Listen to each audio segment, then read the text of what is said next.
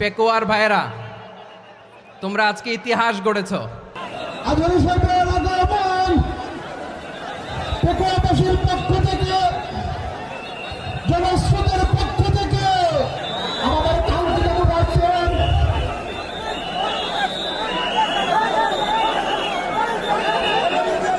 আমরা দৃষ্টি আকর্ষণ করতেছি আমাদের যে এলইডি রয়েছে, আপনারা এলইডি ডাকাডাকি করতেছেন, আপনারা এলইডির পাশ থেকে চলে যান। এলইডি যদি কোনো এলইডি স্টার্ট হয়ে যায় আলোচনা শুনতে কষ্ট হবে।